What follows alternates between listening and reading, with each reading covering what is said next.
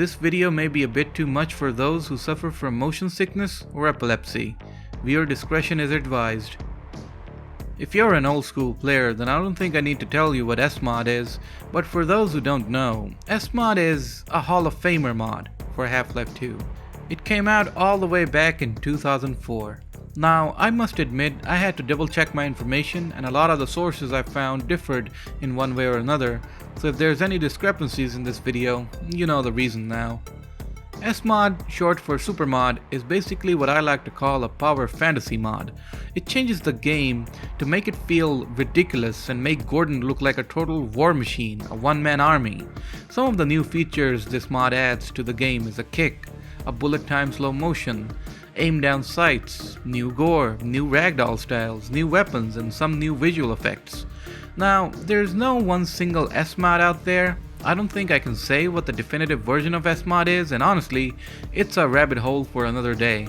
But just to name a few, there's SMod, SMod Elite, SMod Tactical, SMod Outbreak, SMod Redux version 8, SMod Redux version 10, I don't know what happened to version 9, CSS Sci-Fi Hardwired, SMod Redux Final version 2, BSMod, ZSMod, SMod Campaign, SMod 40A, I mean, you get the idea. And to add on top of that, thanks to SMod's customizing capabilities and open source nature, there's dozens upon dozens of more variants like this.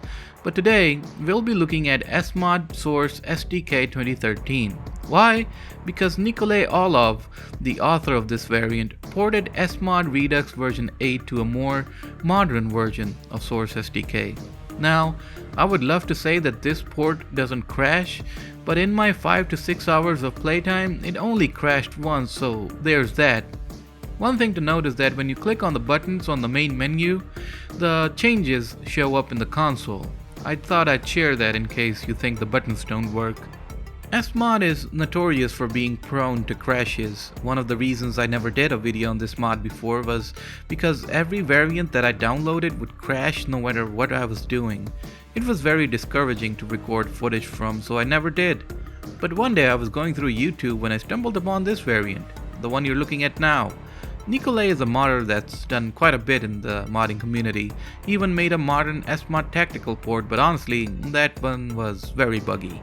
Now, one thing to note is that SMod might look like your average run-of-the-mill Garry's Mod gaming session, but keep in mind, when this came out, Garry's Mod was very much in its infancy and there wasn't much in terms of custom content for it like it is today. So when players saw SMod, they saw a package that had all of these things ready to play out of the box. And the impact that this mod had on the community carried on and has lasted to this very day. One of the funniest things in my playthrough was when I set the ragdoll type to crazy and the NPCs would just fly off or start breakdancing. The gore levels were absolutely mushy and liquidy and all that good jazz. The assortment of weapons isn't half bad either. It adds some new weapons and brings back some beta cut weapons like the tripwire grenade. The inclusion of the kick is so goddamn awesome, especially when using it during slow motion with the gore levels amped up. The way the animation plays and the camera shakes and the blood sprays, man, it's just so good. From the surface, it doesn't feel like much when you start playing, but once you're in the thick of it, things get absolutely wild. There's bodies flying everywhere, props like barrels and boxes and stuff like that are all over the place, and there's blood on the walls and shit, and all of that combined makes you realize why this mod is so loved by fans. SMod only has the usual Half-Life 2 maps in it, but depending on the difficulty, the enemy placement gets more difficult. Now, I have to mention that one of the major issues I had with Overcharged was that its enemy placement made no sense in a lot of cases. Now, I won't say that SMod doesn't have that issue, it does, but it's not as bad as Overcharged though. Now, some scenes did have me ganged up by enemies, but at least the game is balanced in a way that I made it out of it alive, even though it was a fun challenge.